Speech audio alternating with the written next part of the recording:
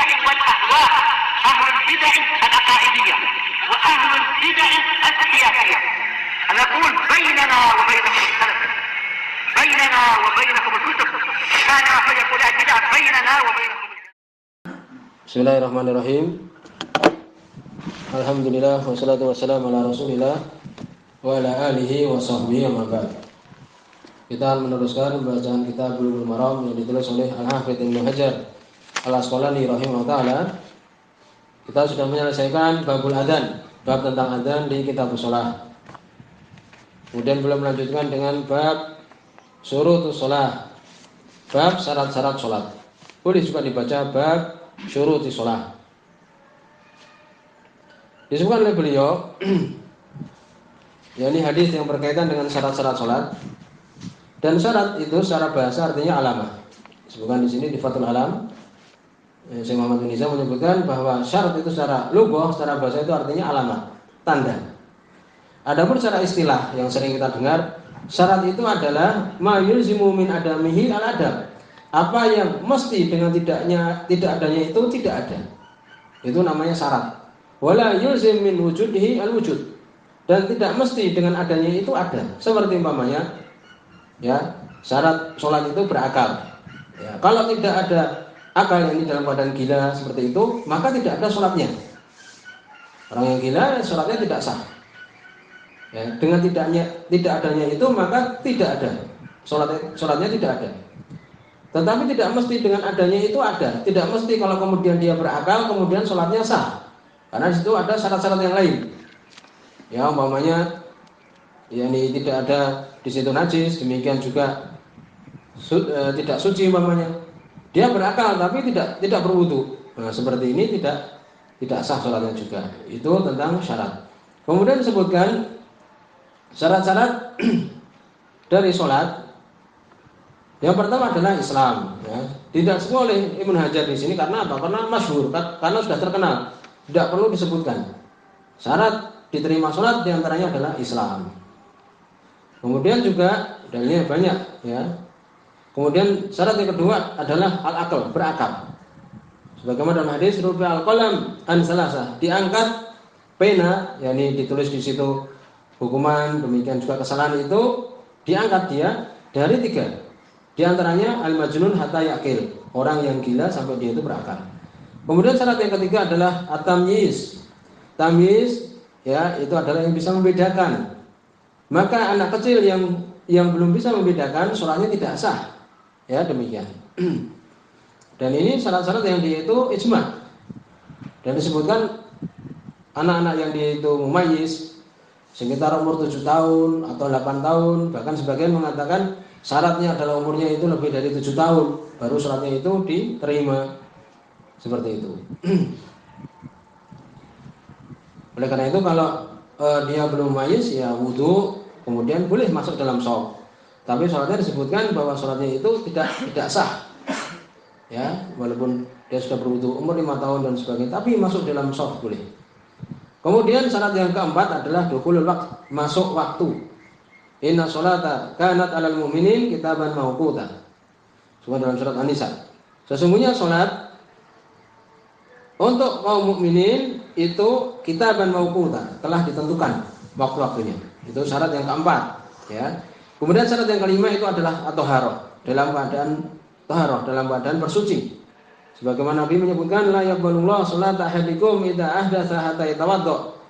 Tidaklah Allah menerima salat salah seorang kalian apabila ahdatsa, apabila kentut, ya, atau yang semisalnya, apabila dia hadas hatta yatawaddo, sampai berwudu.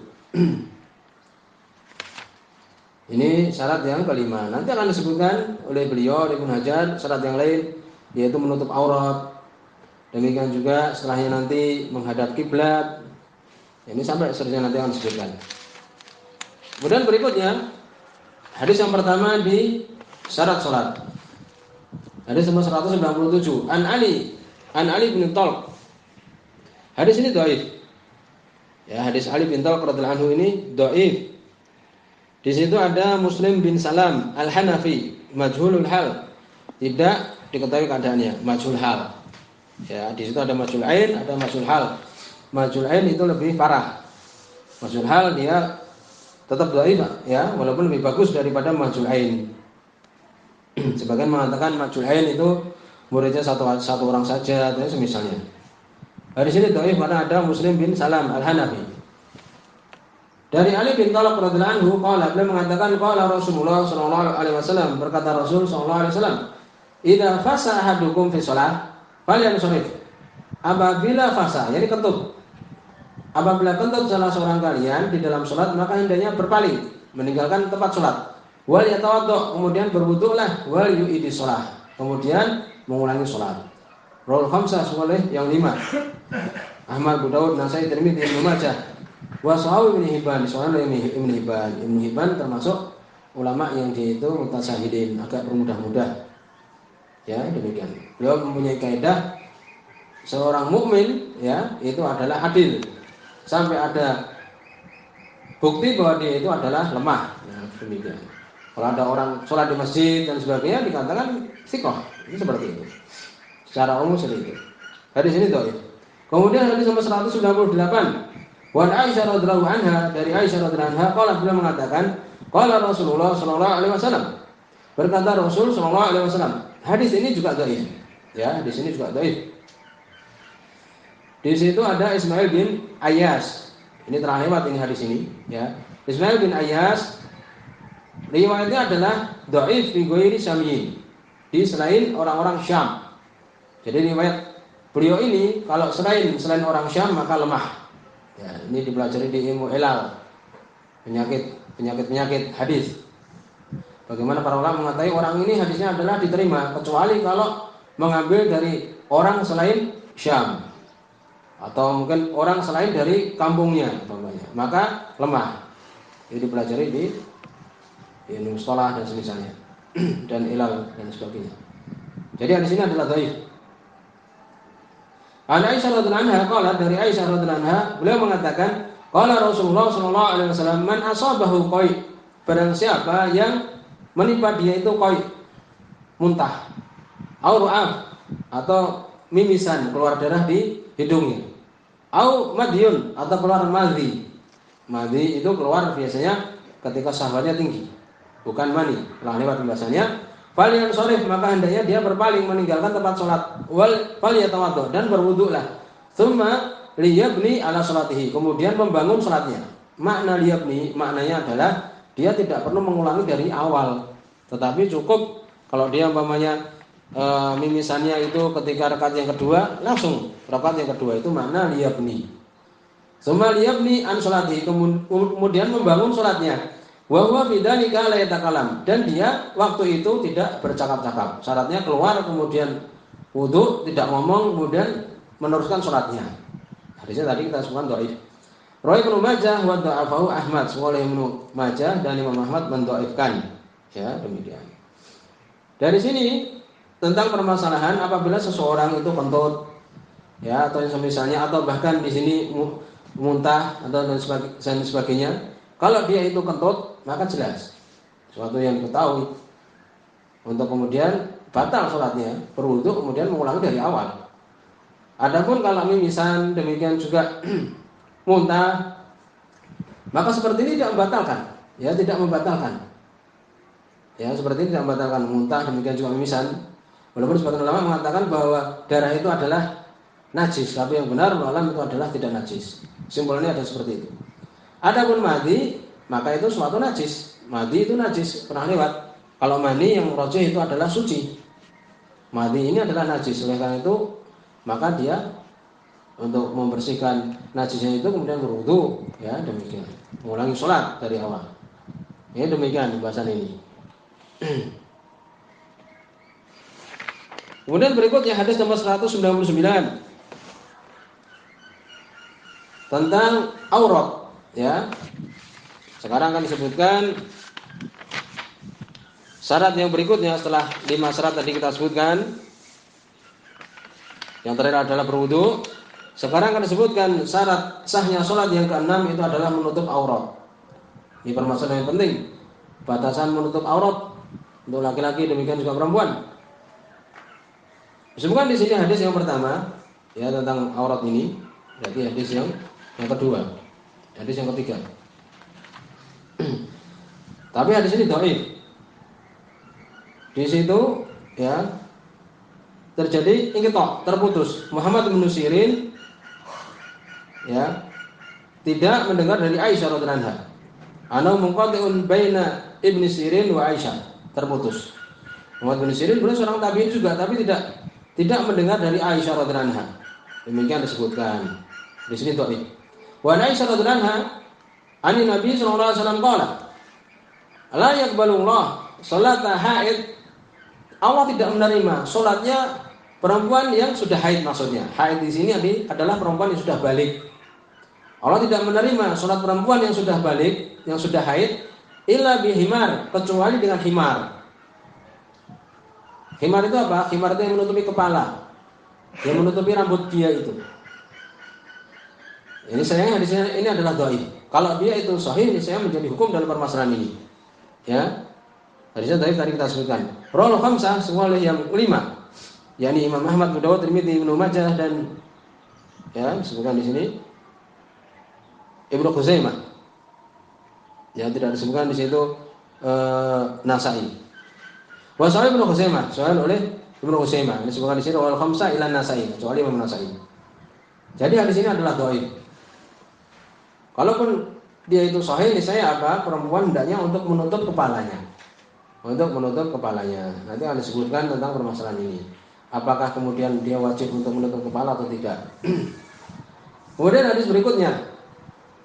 Hadis ini muttafaqun alaih. Wa an Jabir bin Abdullah radhiyallahu anhu, dari Jabir bin Abdullah radhiyallahu anhu, anna Nabi sallallahu alaihi wasallam qala, sungguhnya Nabi sallallahu alaihi wasallam beliau mengatakan, ya, qala lahu, berkata kepada Jabir, in kana thawb wasi'an, apabila baju itu luas, faltakhif bihi, yakni fi shalah, maka hendaknya dia mengikat dengannya, yakni fi shalah. Wali Muslim, dalam riwayat Imam Muslim, fa khalif baina tarafai, hendaknya dia menyelisihkan di antara dua pojoknya. Wa in kana dhayyqan, apabila dia itu sempit bajunya itu, fattazil bihi, hendaknya digunakan sebagai izar, sebagai sarung, maknanya seperti itu. Muttafaqun alaih. Yani kalau bajunya itu luas, maka hendaknya dia mengikatnya. Disebutkan di zaman dulu, di zaman Nabi itu jarang yang punya dua pakaian. Di antara mereka bahkan pakaiannya sangat sederhana sekali. Sehingga Nabi menganjurkan untuk yukhalif, untuk diselisihkan di antara pojoknya. Seperti orang yang dia itu haji itu, ya, memakai yakni baju umrah itu, ihram itu. Pundaknya yang satu yang di atas, kemudian yang satunya di bawah ketiak. Seperti itu. Itu mana fa khalif baina tarafaihi. Jadi di salah satu pundaknya itu ada pakaiannya. Ini menunjukkan apa? Menunjukkan syarat untuk menutup aurat. Ini demikian. Nanti akan disebutkan juga tentang batasannya. Ini fa khalif baina tarafaihi. Kalau kemudian sempit, maka digunakan untuk izar. Ini seperti sarung itu. Menutupi apa? Menutupi surah, menutupi pusat, ya, sampai lutut. Ini demikian. Ini mana wa ikana dhayyqan fattazir bi. Ini oleh Ibnu Hajar memasukkan hadis ini di dalam permasalahan menutup aurat ini. Walahuma, berikutnya semua oleh Imam Bukhari dan Imam Muslim juga min hadis Abu Hurairah, dari hadis Abu Hurairah. La yusalli ahadukum, jangan salah seorang kalian salat fi thawb al-wahid, di baju yang satu. Laisa ala atiqihi minhu syai'un, tidak ada di pundaknya itu sesuatu pun. Berarti menunjukkan apa? Untuk hendaknya memakai baju, kalau tidak bisa tidak, ya salah satu dari pundaknya itu tetap tertutup. Ini demikian. Ini isyarat untuk menutup aurat, ya, menutup aurat. Tidak boleh kalau kemudian seorang baju satu, kemudian ya di atiknya itu, di pundaknya tidak ada, salah satunya itu tidak ada sesuatu. Kemudian berikutnya hadis nomor 202. Wa an Ummi Salamah. Hadis ini lemah, ya. Hadis ini lemah. Di situ ada Abdurrahman bin Abdullah bin Dinar. Dhaifun, lemah. Ya, demikian disebutkan. Hadis ini dhaif. Wa an Ummi Salamah radhiyallahu anha, dari Ummu Salamah radhiyallahu anha, sesungguhnya beliau salatin Nabi sallallahu alaihi wasallam, bertanya kepada Nabi sallallahu alaihi wasallam, Atusolil mar'ah, apakah seorang perempuan itu sholat fi dir'in wa himarin, di dir' itu yang menutupi kaki, baju yang menutupi kakinya itu. Wa himarin, demikian juga himar itu yang menutupi rambutnya, menutupi kepalanya itu. Bighairi izar, tanpa memakai izar, sarung ya. Jadi baju ya panjang menutupi kaki ya. Demikian juga atasnya himar, tanpa sarung. Satu baju kurang lebih seperti itu. Kemudian dia menutupi apa? Kepalanya. Kalau maka kemudian Nabi mengatakan idza kana dir' sabigon, apabila pakaiannya itu sabigon, luas, yugoti dhuhura qadamaiha, menutupi, jadi bajunya itu dir' ini bajunya menutupi dhuhur, bagian atas dari kedua telapak kakinya. Demikian Nabi menyebutkan. Ini kalau kemudian bajunya itu seperti itu. Walaupun tanpa izar, tanpa sarung atau ini istilah kita mungkin jarik seperti itu. Ya. Yang penting dia itu luas sampai menutupi bagian atas dari kakinya itu. Hadis ini adalah dhaif tadi. Dan ulama nanti akan disebutkan bahwa kakinya itu ya disebutkan nanti boleh untuk kemudian dalam artian tidak ditutupi, yang nanti akan disebutkan panjang lebar. Walaupun yang bagus tetap ditutup kakinya itu. Demikian juga rambut nanti akan disebutkan bahwa kalau terbuka semuanya ya maka sholat tidak sah. Kalau masih kelihatan sedikit, sebutkan ketika sholat itu, dan tentu saja ini di situ perempuan semua atau di rumahnya dan sebagainya, sebutkan itu sholatnya sah. Rambutnya masih kelihatan sedikit umpamanya. Walaupun bagusnya adalah tampak semua, ya demikian. Dan bagusnya adalah semuanya tertutup. Ini demikian. Akhrajahu Abu Dawud, semua Imam Abu Dawud, wasahu al-aimah waqfahu, dan para ulama mensahihkan itu dalam mauquf saja, tapi sudah kita sebutkan bahwa di sini adalah dhaif. Insyaallah permasalahan kita sebutkan pada pertemuan akan datang. Subhanallahumma bihamdika asyhadu an la ilaha illa anta astaghfiruka wa atubu ilaik.